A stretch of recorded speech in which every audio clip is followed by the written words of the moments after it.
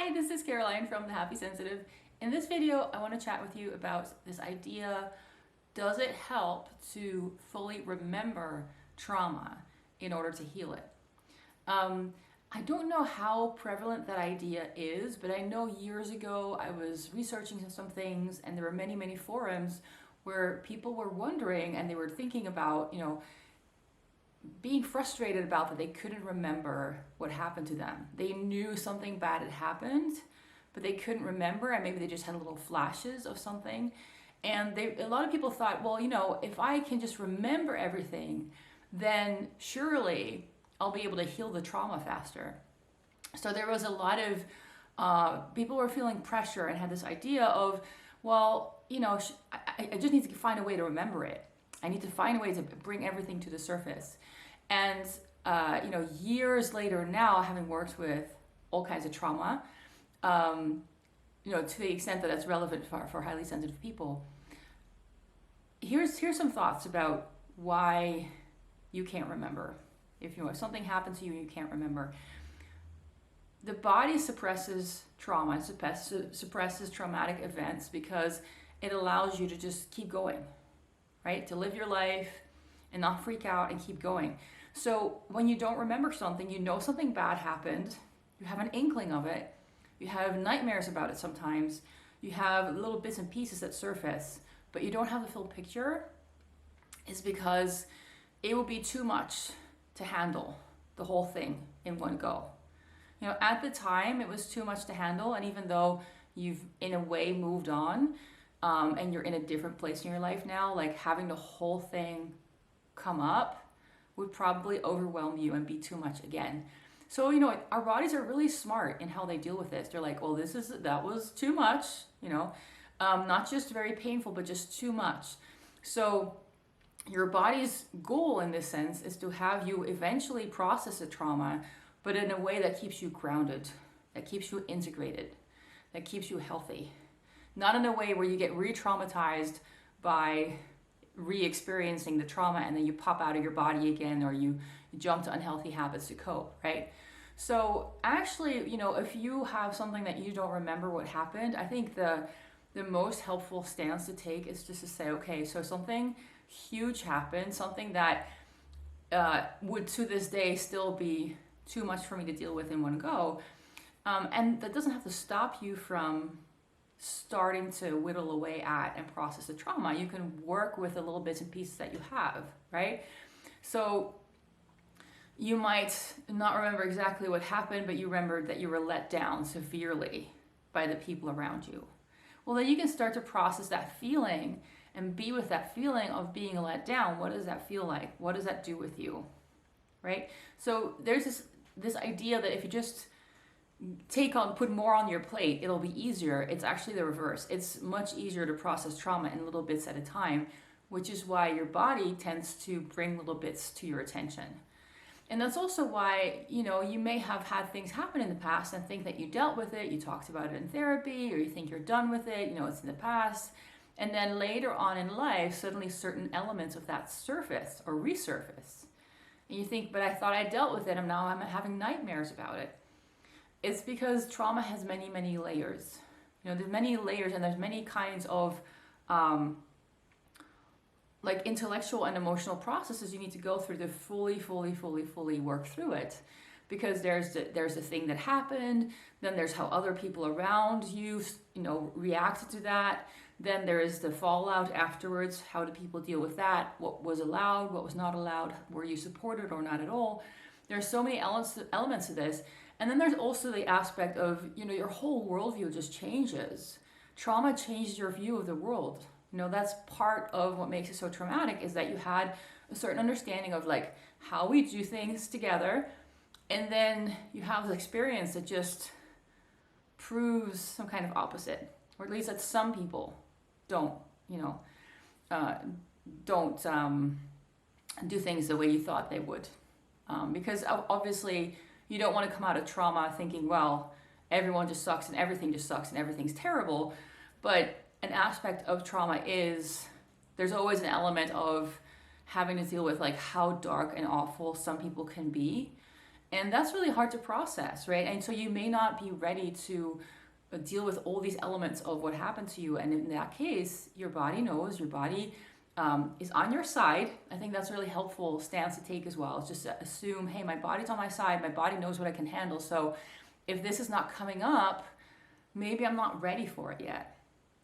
Because your body will bring things to the surface in dreams. Suddenly you'll have certain memories that might come up. So you can kind of see your body as the guardian of the trauma.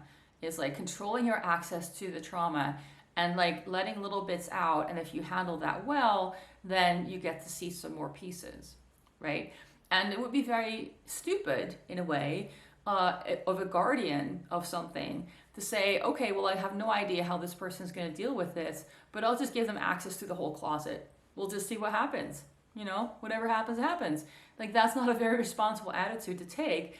So your body is, in a way, your body, your soul, like this other part of you is actually kind of watching and seeing, how are you dealing with the little pieces that you got?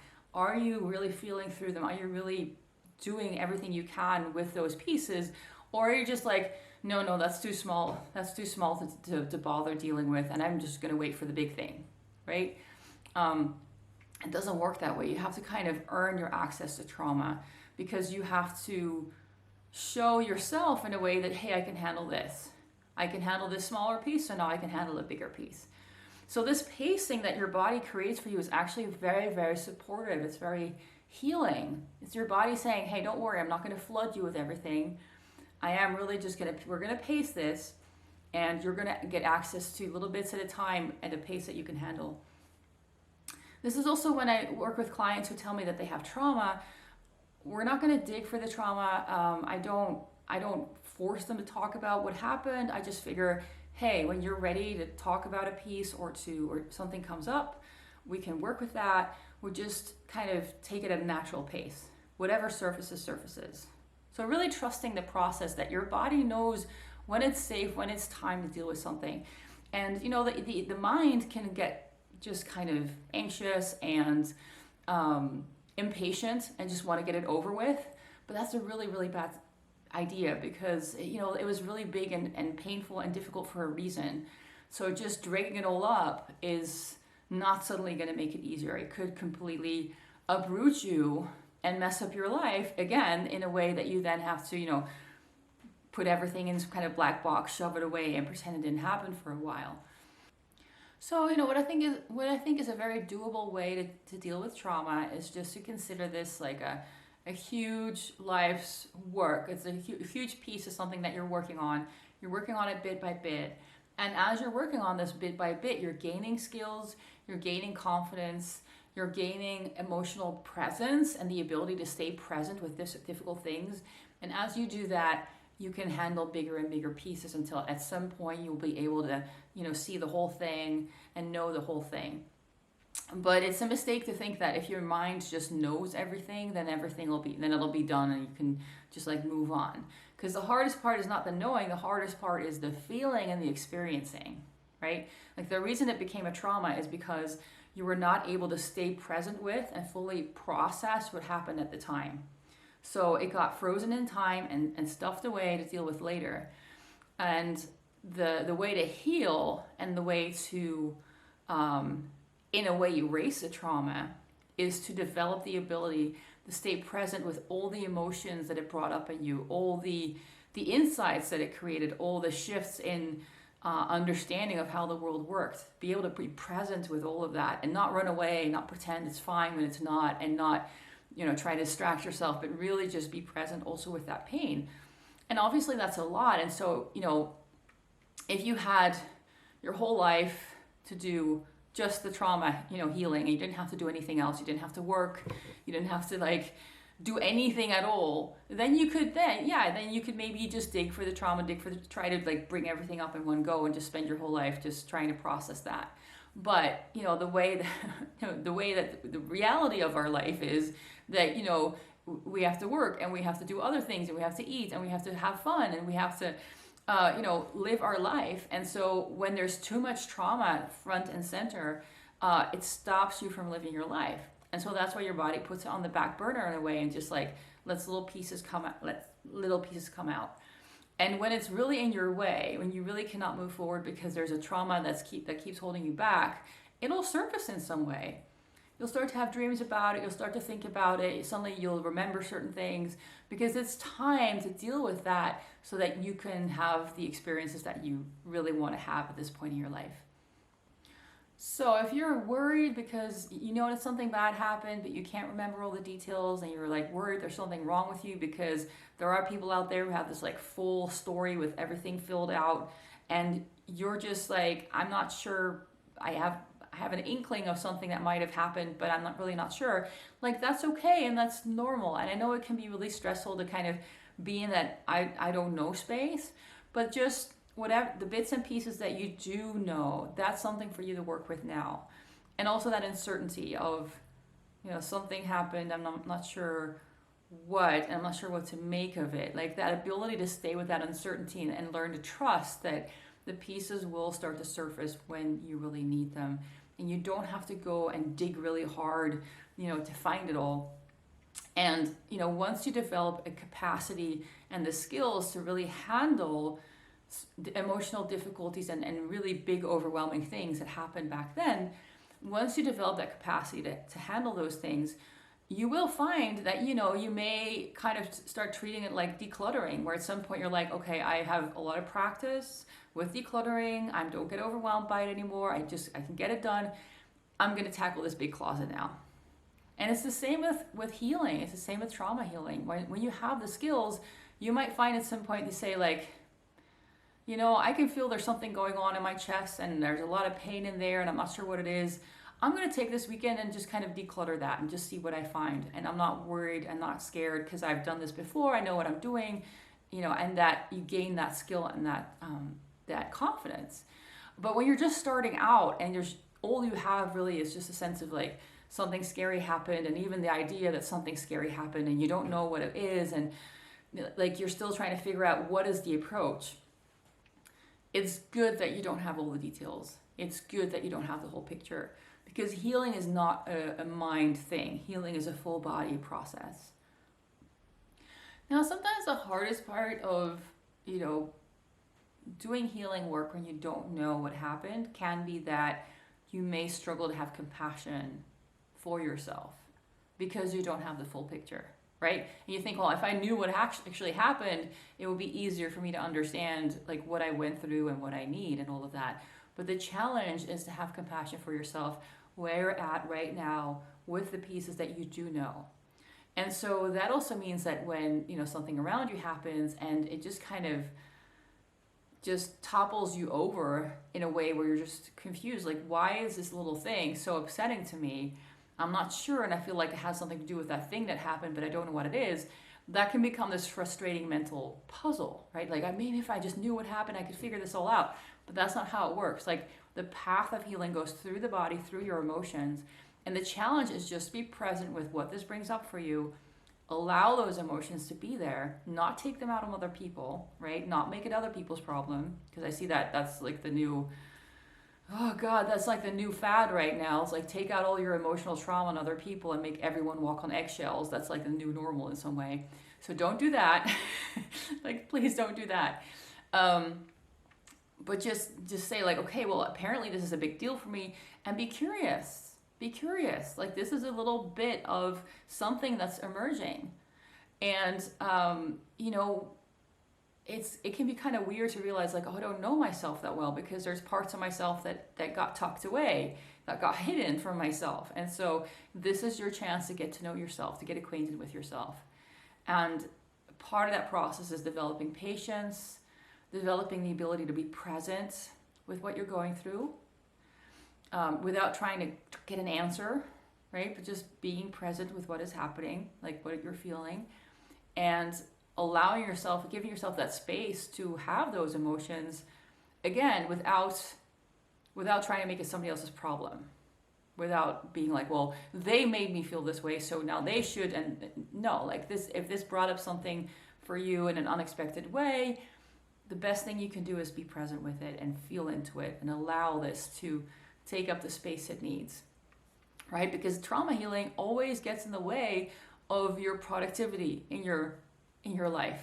That's just a reality. And that's why it's really good that the whole thing doesn't surface in one go, because then you just be like, I have to take the next year off work just to cope, right? Like that would just not be very practical. So it doesn't work that way. You get time, right? You get little bits and pieces coming up. But even these little bits and pieces coming up can be a lot, right? It can be kind of like, wow, I have to just take this weekend and just give myself some space and not put any pressure on myself and allow those feelings to move through. And sometimes that's all that you can really do. And having that patience and having that compassion towards yourself. It's like, oh, I think I'm working through something from the past, from a thing that I don't know what it was, but it feels really big and important, even though it doesn't really make sense to me logically. And that creating that space and holding that space, that is really the healing container that you're building for yourself. And that's the thing that's really going to help you. If you're struggling with trauma, I have a few services that are designed to help with trauma. I have something called a trauma healing, where I can like let go of a bunch of stuff for you. So if you're feeling stuck around something, you know enough about it to know that this is a thing, and you've worked it from different angles, but you really feel like you're getting stuck with it, and it keeps holding you back, and you're not sure what it is. I can do a lot in basically an energy healing, where we get on a call together, you tell me what you're feeling, where you're feeling something, and I can go in and check what that is. I can talk to your body, tell your body to let go of old feelings, and just start moving things, really. So it's not that I can magically make the pain go away, but I can like start helping your body declutter and be like, okay, let's get this moving, because this has been stuck in here for such a long time. One of the hardest things with trauma can be just not knowing what is. And even though you don't need to have the full story of what happened to start healing, it is very helpful to know, like, oh, this pain in my chest is actually old grief. Okay. And then this tension is actually an old belief that I created back in the day. And here I have some energy cord with somebody that's actually holding me back. Right. And so the healing tools and techniques I've developed are really about identifying, getting very, very precise about what something is, and then I help your body to let it go. Really just by talking with your body and saying, hey, hey, client's body, this is that, and it's okay to let it go now. And there'll be times when it's really easy for your body to let things go, and it'll be times when it's harder, because there's a story behind it and there's a reason why you're holding on to it, and all those things will surface too. And sometimes it's something that I can kind of do for you. I can talk to your body about this. I can talk to your inner child about this. And sometimes it'll be something that we do together, right? Where I kind of guide you through an exercise. So it really depends on what you're going through. But the focus of those trauma healings is really just to start peeling back those layers, start peeling back the layers of that onion of, even if we don't know what it is, that's okay. Even if we don't know what happened, that's okay. We can just work with, what can you feel? What can you sense? What can you sense in your body? What is the pain that you're feeling, and that comes up where you're not sure what to do with this or what it means or what it is? Because a lot of old stuff, it kind of becomes chronic in a way where it just becomes part of the furniture of your life, and you don't know what it is anymore. You don't see what it is. It's just there, right? And so I can go in and identify what this is, and that is often just even being able to do that often starts the process of being able to let go. Because now it starts to make sense to the mind, right? The mind wants to know things, but your mind doesn't need to know the full picture of what happened.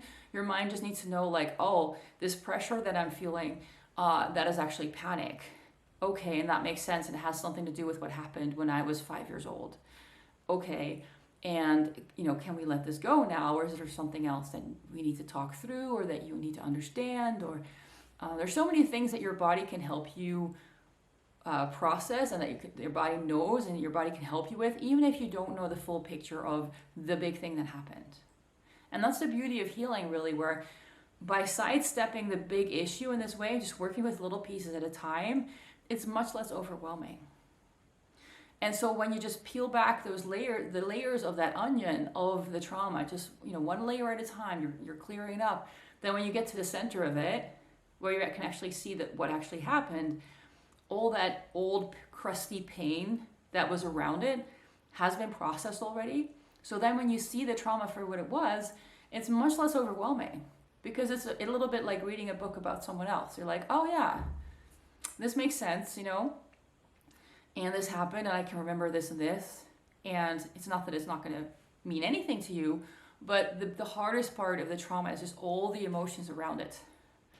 And, you can work through those emotions without having to know what the trauma is. So yeah, I could talk about this for hours, but this is a service I've developed to help with that trauma healing, because we're not going to do lots of talking. You don't need to know, you don't need to know the story of what happened. You don't have to convince me. You just need to know something happened, and I can feel it in my body, in certain places. You know what those places are, and that's the starting point. That's all we really need. And then we can just see like what can be let go of at this point, the things that are in your way right now. And you don't have to know.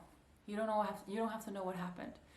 It's not always healing, at this point in time, to know all the ins and outs. So that's a service that I have. Another helpful, little bit more do-it-yourself process that I have is peaceful presence. And this is where I teach you a certain way of being present in your body, but I give you an inner platform. I don't give that to you. You have it already, but I teach you how to access it.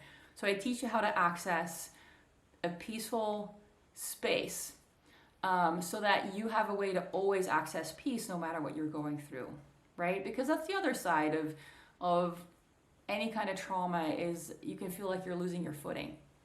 And in order to actually process what happened and process those emotions, you need to have that calm, and you need to have that presence of like, it's going to be okay.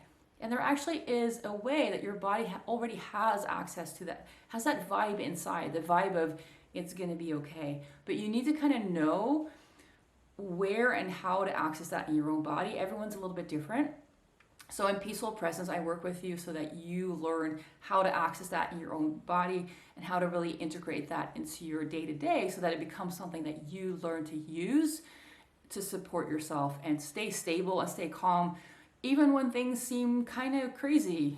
There's a lot of craziness right now, and there's bound to be more craziness to come. So having that inner place where you feel like you can rest and you can breathe. And I'm not talking about numbing out. I'm not talking about being like on this bliss cloud or something. You're still going to be very grounded. You're still going to have access to all your feelings. You're still going to, have contact with what you're really feeling, but you're also going to have a sense of peace about it and stay connected to that peace. So that's another thing that could really help, that I think is really important. Something that's really helped me as well in my own healing journey is learning how to do that, to access that space in myself and stay connected to that. So that's Peaceful Presence. So that's a program that I have. And, it's something that you can do in a month. You can learn this in a month to access that inner peace inside and make that part of your own healing tools, really. Okay, I hope that was helpful. I'm going to put the links to both of those options below, and I hope you have a very good rest of your day. All right, take care. Bye.